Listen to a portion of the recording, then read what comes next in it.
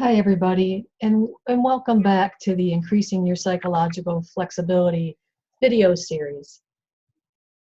You might have noticed that episode 6 ended a little bit abruptly, and that's because it was a longer video, and I decided to break it into two so that each of those could be a little shorter and not so intimidating in terms of the length of them.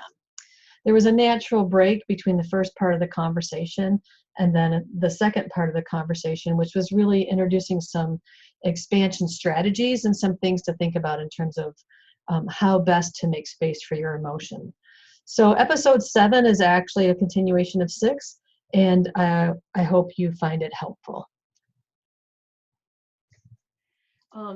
And one of the things I would say is this is not just making expansion is not just for difficult emotions. It can also be for really positive emotions, because we're not very good at having those either. We can get overwhelmed by our joy or our gratitude. Like every day, at least once a day, somebody apologizes to me for being touched and having a big, beautiful emotion. There's a woman in one of my groups that is one of the most beautiful people I've ever met. She gets very touched, and when she does, she always gets tearful. Culture tells us this rule that says that's not okay and we should be embarrassed by that. But really, she gets touched, she gets tearful. Now that she's willing to honor that about herself and make space for it, she usually gets tearful. It comes and goes, and then she says the most beautiful things, just truly so beautiful. This creating space for them is really just internally softening to the fact that we're touched or having a reality. My favorite story about this is my heart getting big. Is a long time ago, I was driving my 3 kids. They were all in the car seats in the back of the car. I'm driving down the road, and all of a sudden, my middle child, who happened to be sitting in the middle seat, said, "Mama, stop the car, stop the car." And I pulled over, and everyone, like the other kids and I, were all like, what? He's like, "My heart's getting too big. My heart's getting too big." And I said, "Oh, buddy, that's love." And we had been listening to a song on the radio, which was really a song about he and I, and about how much we love each other. And it was on, and he just got so filled with love that it actually scared him. And I said, "Oh, buddy, that's just love. Your heart is getting big, but it's not going to break. There's no reason to be scared. It's okay." And I just wonder how many people have that experience with beautiful emotions where it just feels so big that they just try not to have them anymore. And how does that limit our emotional capacity for some of these beautiful experiences? Joy is one where we start to feel joy, and we get so immediately concerned with losing it that we shut it down and we'll eliminate it from our mind. Dr. Brown calls that foreboding joy, where we're having a moment of joy, and then a thought will come through that'll tell us that something horrible is going to happen. You experience by a lot of parents who will be looking at a sleeping baby just filled with love, and then the next thought is, "I'm going to lose them." And I do think that's a fear of not being okay with difficult emotions. It's mostly just not being able to have a full range and to understand the temporary and powerful nature of emotions, so that we spend less time getting afraid of them. One of the things I wanted to talk to you today about is the both and principle. And the both and principle comes from social justice education. The both and is an alternative to the dominant cultural idea of either or. We are conditioned in this either or idea. Either we're good or bad, we're right or wrong, something's true or false. We do that to emotions where we say it's either a good feeling or a bad feeling. And so many of our emotions can be both. But the both and principle is really about giving us an alternative to this either or. And it's so important because if we have things framed in an either or capacity, we have to keep them super simple. Either Black Lives Matter or white lives matter, right? Either in regards to that, either we're for I'm trying to say this. I'm going to hang on because this matters so much. I get my head spinning. It's frustrating when people can think that if you are a person that believes Black Lives Matter, that you are either for supporting particularly Black men, or you're pro-police, as opposed to wanting to like ensure the safety of police and be concerned with the equitable treatment for African American folks in our community. Dominant culture benefits from us having it in a both and then dominant culture's view often wins. But when you talk about the both and, you're able to look at things from a much more layered and complex position, which allows complicated things to be complicated. That two or more competing or conflicting truths can exist in the same situation. Like I can recognize that I'm a good person and I'm racist in that I have implicit bias and I participate in a system and I don't always see it. I have implicit bias. When you have it in the either or, I'm either a good person or I'm a racist person. When the both and allows me to be a good person and be aware that I say and do things sometimes that support a power structure that's not equitable, and I can want to change that. Similarly, from a social justice perspective, people get really stuck with this idea and concept of privilege. They sort of say, I worked really hard, I didn't have any money, I'm a white person that was in poverty, I wasn't privileged that way at all. And the both and could say, yes, you're a white person who struggled and had resources, and you also have unearned privilege based on the fact that you're white, which would allow you to see how two people in the same economic status, one white and one person of color, those things aren't equal. But when we see it in an either or, we can't make space for that. Another way to think about that is this idea of really noticing our intent and the impact. And sometimes if our intent wasn't to do harm, we can't make space for the fact that what we did had the impact of harm. And the both and allows me to say, I didn't have that intent. I didn't intend to hurt you when I said that. And I'm aware that it did. And so tell me about your experience so that I can adjust so that maybe can't happen in the future. The either or takes all that off the table and we get into these right, wrong, good or bad situations. For more information about the both and the social justice applications of that, I would encourage you to visit these two websites. Because it's such an important thing, about how we're going to move forward in the world of trying to increase equality. And not being able to deal with emotions is such an important part of that. Dr. Brown in her 2012 TED Talk, Dr. Brene Brown, said, we are not going to be able to have a good conversation about race until we can have a conversation and we're more shame resilient.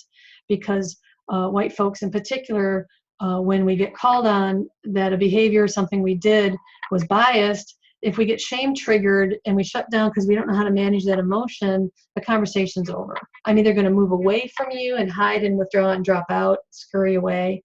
I'm going to try to move towards you and please you, and that's where dysfunctional rescuing and saying things that are kind of inappropriate that way out of an effort to please the person of color so that we can get rid of this feeling. Or I might move against you and respond to you with rage, blame, criticism, or judgment. None of those are actually helpful to being able to say, wow, I'm really sorry that happened. It wasn't my intent. And I'd like to thank you for the gift of telling me that, and I'd like to do some changing and growing. Anyway, these two websites would be helpful to you in your learning about that. But lately, I've really been thinking about how incredibly important the both and is to emotional resilience and psychological flexibility, because it's really when we allow ourselves to make space for more than one emotion in a given situation. Think about how many times something happens and you have a variety of emotions about it. A lot of times we try to limit ourselves to just one and try to name it as the thing we're feeling. But when you give yourself the both and, you don't have to figure out what you're feeling. And you don't have to prioritize one feeling over the other. And you can start to make space for a constellation of feelings that you might be having about something. And there's some really good examples of that. that I hear every day. Like I have spent time with women who have already have children and find out they're pregnant again. And one of the emotions they have is, oh my God, I can't do this again. I'm so tired. This is, too big, too hard. I can't do it. I don't want the baby. And the other is, this is new life that we've created, that I'm going to love this child. So often when people feel this one and they notice that they're feeling like anger and that I don't want the baby, they tell themselves they're a terrible person. And I said to one woman, I think if I had 100 women in the room who had multiple children already, who is the age that you're at, that a vast majority of them would own that one of the feelings that they would have is, I don't want to do this again. And they would also, and that does not mean they're not capable of loving the child, right? So that's one example. Another example I hear is when people are really sad that somebody died, but really grateful that the person, and relieved that the person is not in pain anymore. And when they feel relieved, they can actually make themselves feel guilty because somehow it feels like they're not grieving. That's particularly true sometimes when the person that dies has been abusive to us. And so, when somebody tells me that somebody died, I try not to say right away, oh, I'm sorry for your loss. I like to make space to sort of see what it means for somebody, because, when somebody who's been abusive to us passes away, our first emotion might be joy, celebration, relief. It doesn't mean that there weren't other feelings involved in that, but that we can't assume that a certain situation would bring a certain feeling, because that person might feel a loss, I'm thinking of a person that passed away in my life that was really difficult over the course of life. And I am sad that she's gone, and relieved that I don't have to be the target of her upset, and sad that the possibility of us ever having a better relationship has gone away. And so sometimes when we say we're feeling this and this and this and this, we actually make space for our full range of experiences. And it can help us really understand the situation more fully. When we only have one and we let one take over, we're not sort of getting the information that we need about kind of what it really all means for us. So I would encourage you to draw a feeling map. Sometimes when you're feeling a lot of stuff, just jot down the feelings. Maybe circle ones that are bigger or feeling more pronounced than others, but really give them all a space on the page. And then, over time, you might want to wonder, what's this feeling about? What's that telling me? What's this feeling about? And if you're really honest, you'll see that it all makes sense, that every emotion that you're having does make sense given who you are, the relationship you've had with the person or situation, and what's been going on. The both and can help you name, make space for, and be guided by the full range. So I just want you to really sort of notice when you're feeling more than one feeling. And instead of trying to decide which one you should go with, just for a minute at least, just make space and allow there to be more than one. Breathe into them. Bring your attention back to the center, to the present moment. Let yourself catch your breath.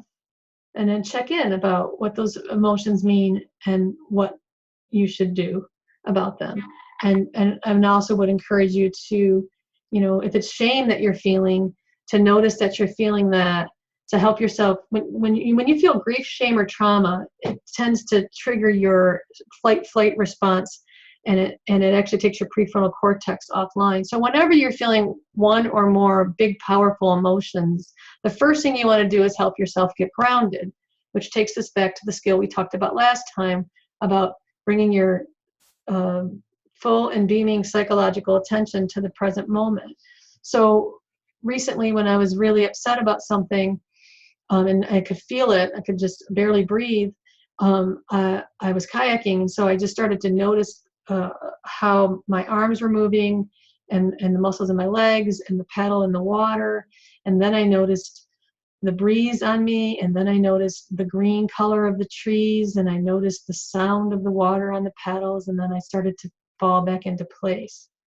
And then later I had some new ideas about the situation and what I wanted to do about it. We don't want to act when we're in that place because we are acting without logic in that moment. We want to notice that help ourselves come back to center and then move forward. Tara Brach says you got to name it to tame it. That's a very important thing in the world of trauma. When you start to name things, you start to separate from them a little bit. That's diffusion. And you start to say, oh, I'm feeling angry.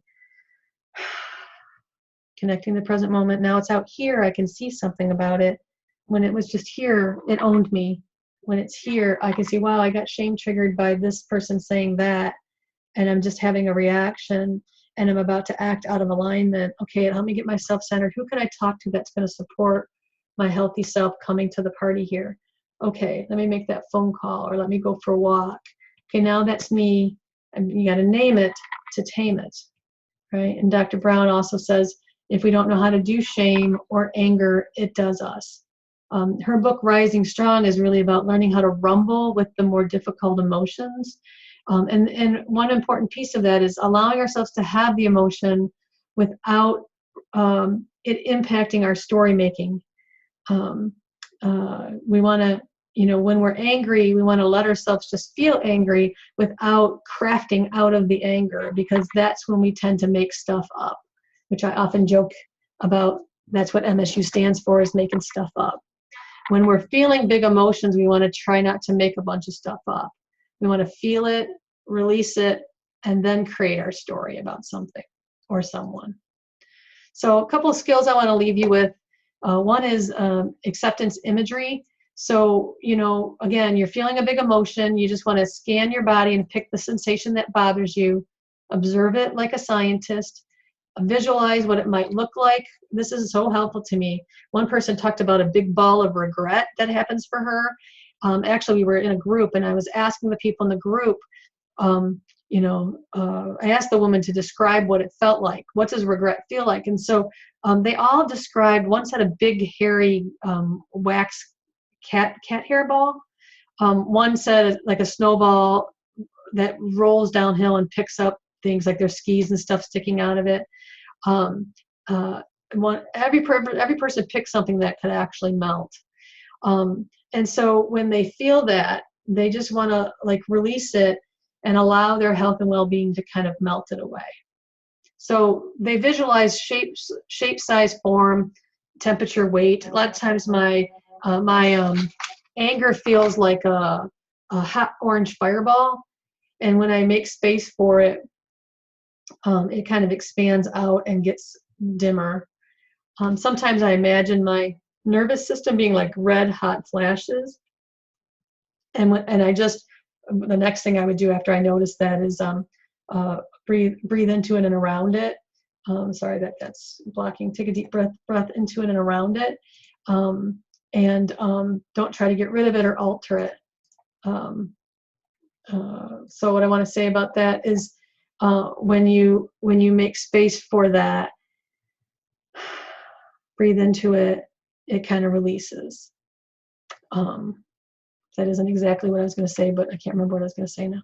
The next skill is the idea of self-talk. I remember the other thing was when the red nerve endings are going off, that means fight-flight's going on. What I really want to do is bring compassion to myself. I want to soothe it. I picture like pouring a blue gel over those red hot nerves. Krista Neff talks about that being the mammalian caregiving response. Like the reptilian response is the fight flight, but we also have this incredible capacity to tend to and care for something. It's called the mammalian caregiving response. It's as old as the reptilian response. We don't talk about it so much. I think that's probably because it's more feminine, but it's equally important, particularly in these moments. You have a hot reaction. If you tend to yourself, instead of criticizing yourself, it's just going to make it hotter. If you can soothe and tend to yourself, even with a self-soothing gesture like I'm doing right now, it soothes that back out.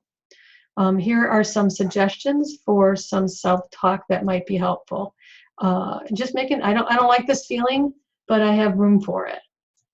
It's unpleasant, this feeling I'm having, but I can sit with it. I don't like it, but right here and right now, I'm having it. It is what it is. Given that it is what it is, who do I want to be? How do I want to help myself? and how do I want to move forward. This is not my forever, so I can make space for it right now. These are some ideas that might be helpful. Again, Kristen Neff talks about activating the tend and befriend response. So soothing gestures, easy with yourself when you're having a big emotion. You want to relax into it and care about it. What's the most loving thing I can do for myself given that I'm feeling furious? What's the most loving thing I can do for myself so I can reconnect with my values? Let's see, the next one that we'll talk about, again, don't ignore your feelings or get swept up in them. That's the sweet spot. That's mindful self-compassion with your emotions. You don't ignore it and you don't get swept up with it. Again, that's the work of Dr. Kristen Neff. Urge surfing is really important because so many times when we're having a craving, we don't like the craving, we don't want the craving, so we resist the craving. If you resist your craving, you're going to drag it for days and eventually it's going to win. A friend of mine used to say about quitting smoking that whenever he got in the ring with cigarettes, cigarettes won. For me, I would get upset that I was having a craving. I would think it meant something. Really now I know it just means that I have a pattern of using this thing. I've chosen not to. Of course that's in my thought parade. Of course I'm going to get gripped by it sometimes. There's two things you can do when you're having an urge. Act on it or don't act on it. Either way, the urge is going to go away. And so starting to really get good at knowing that, it just becomes about riding the urge out. So one of the images is that you could go urge surfing. Yep, I'm having a really big craving. I'll be glad when it goes away. Let me just breathe right now. Okay, now what was I doing? As soon as our attention comes back to something else and we engage in that craving thought related, cravings are thought related. We have a thought about eating that thing or wanting that thing or buying that thing, and we're all caught up in it. We're in that thought store. When we notice it, breathe into it, and then direct our attention back to the present moment or to something, or asking our, allowing it. Yep, I'm having a craving. What's my value about this? I quit smoking because I made a commitment and promise to my son that I would do that. And that helps when I'm having a craving. It's the two things. One is making space and riding the urge. And then as it starts to dissipate a little, I ask my values. Am I really going to break that promise? No, I'm not. And those two things together can be really helpful. Let's see. Make room for the urge. Sorry about this. Reflections. If I act on this urge, will I be acting like the person I want to be? Will it take my life in the direction that I most want it to go? If I say I'm really about financial recovery, and in a moment where I feel rejected, I want to go spend money, that's not going to help me get to being out of debt. So part of it is pausing or hesitating between the emotional craving and the action. And how you do that, you can only do that if you notice and then drop back into the observing self and just watch yourself have the craving. While that part's watching yourself have the craving, your observing self can also check in with your values. Okay, I'm going to shut off the video just for a second. Simply acknowledge the urge and check in with those values. Watching the tide is another example, just like urge surfing. You're having a wave of grief hit you. And you want to just, sit on the beach and watch the waves roll in. You don't want to fight the waves. Waves and grief, a lot of my metaphors for grieving are related to water. If you were to go out and try to fight the waves, because grief is supernatural when we lose somebody, and a lot of times people will resist it and try to push it back because they don't like it. It doesn't feel good. If you were to go out and try to stop the waves at Lake Michigan right now, they would knock you on your butt. But if you get that the waves are going to be coming in and you understand that you should probably figure out how to go with the waves, you could turn sideways and get yourself grounded, and you could actually start to move through those waves all day long. You could just go with them, much less likely to pull you out. If the waves get too big and there's whitecaps, it's best to sort of get out of the water and just be patient until it changes. So here's some homework for you to think about. Because really, I think this is one of the most important pieces of psychological flexibility is is being willing to allow yourself to feel what it would be natural for a human to feel. And we all feel the full range of emotions. I think one of the most destructive things we can do is sort of say that we should all be feeling good feelings, quote unquote good feelings. Again, I don't think that there's any feeling that's either good or bad. When you have feelings that are considered difficult or painful, that actually is part of a life well lived. You cannot live a rich and meaningful life without them. If you try to avoid loss, you'll never have love. They're two sides of the same coin. And so sometimes you cannot be value guided without having pain. One of the wisest things I ever did was one of the hardest things I ever did, and it brought a whole bunch of difficult emotions. In fact, for years, I did not do that wise thing because I didn't know I could handle the emotions that came. At some point, I had to say, and my best friend at the time said to me, wisdom isn't always easy, but it's always wise. And you cannot have wise action without loss, vulnerability, fear. The both and allows me to do what Brene Brown helps me see, is that I need to be brave and afraid at the same time in order to really dare greatly. That's important. And that, we really want to allow ourselves to be people that have difficult emotions too. And to remember that they're super normal. One of the reasons suicide happens is because when people start to feel really difficult emotions, they start to try to resist them. They get worse. What you resist persists. Now you're hanging out there, making up a story that something's wrong with you because everybody seems to be feeling happy all the time. Just look at their Facebook feeds. Everybody seems to be doing just great. They're great. I'm not. Something's wrong with me. And then people don't realize that that's a really normal experience. Again, 1 in 2 people have strongly considered killing themselves. And that's 50%. And if 50% of people do something, it's pretty darn normal. And so having really deep, difficult emotions is a normal part of living. And we want to be able to honor them and not get stuck in them so that we don't lose our bearings and lose perspective. And that we're able to continue to do value-guided stuff, even if it's going to put us in the path of a difficult emotion. So the homework is to continue to notice your thinking in moments of fusion. When you notice you're having an emotion or a craving, whether it's good or bad emotion, whether, I just did it again, good or bad, whether you feel like it's a positive emotion or a difficult one, relax into your innate health and well-being and just watch it and just allow it. Try to practice this a couple times a day as you're just making space and allowing what you're feeling is what you're feeling, comma, right now. And please always remember that emotions are temporary and they come and they go. Where we're heading next with the series is we're going to finish up the ACT series with a focus on identifying your values and lining up with your values, closing the gap between who you say you want to be and how you act sometimes. I always say that, it's like an aspirin bottle. If the arrows aren't lined up, it's hard to get what you need from it. You have to take a minute to line that up, then we can access what we need. And at the gap between who I say I want to be and how I just acted, that fills up with shame and really heavy, difficult guilt and regret emotions.